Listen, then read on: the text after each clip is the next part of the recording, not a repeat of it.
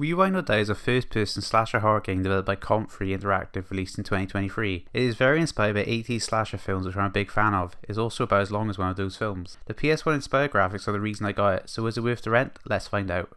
You play as Tony, a video store clerk forced to cover a shift. After closing the store at the end of the day, things quickly get out of hand as a pig mask killer starts hunting you down. He eventually captures you and takes you to his slaughterhouse. Your goal is to find a way out before he turns you into bacon. It's a simple story, it doesn't outstay its welcome.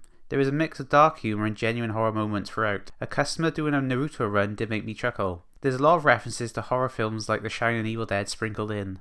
Tony is set up nicely, he's relatable, he hates his job and wants nothing more than to go home, like me on a night shift. You start off doing a few tasks around the store like serving customers, restocking and cleaning up. You can even play Flappy Bird on an arcade machine. As you are doing this, you can find notes and hear a broadcast on the radio hinting at something sinister going on in the neighbourhood, people going missing. A police officer even comes to ask you about the missing people as they all have accounts at the store. It's a nice slow build to the horror, it doesn't just rush into the scares. When you do get to the scary bits in the slaughterhouse, I wouldn't say it's very scary. There are about a handful of jump scares scattered across the game. The areas are full of blood and corpses from the pig's previous victims. The slaughterhouse is clearly run down and grungy.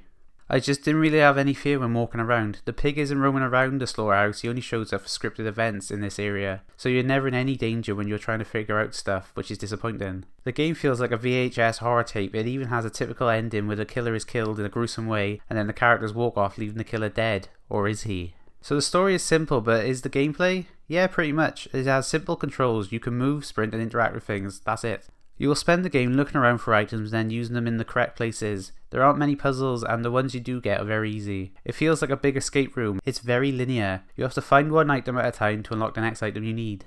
I would have liked a bit more freedom in the order I solve stuff, but that's not what type of game it wants to be. In the third area, the pig is actually free roaming around. This is my favourite part of the game. It could be quite panic inducing when you turn a corner and the killer is there. It's a shame then he takes a few hits to kill you. I normally got hit once and was easily able to sprint away. He can't catch up to you.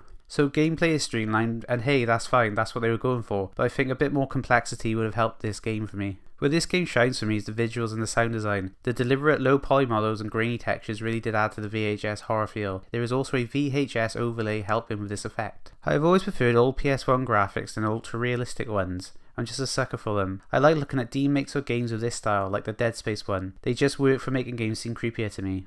The music makes use of distorted audio, eerie ambient noises and VHS style static to add to the horror. It all works quite well together. The game is also not afraid to use silence from time to time. So overall, I enjoyed Rewind or Die. It's a straightforward game, one sit-in, one playthrough. The gameplay and story are pretty basic, but work. I wish there was more difficulty and complexity to the game, but that's obviously not what the developers were going for. This is the type of thing you would play on Halloween if you want some quick horror vibes.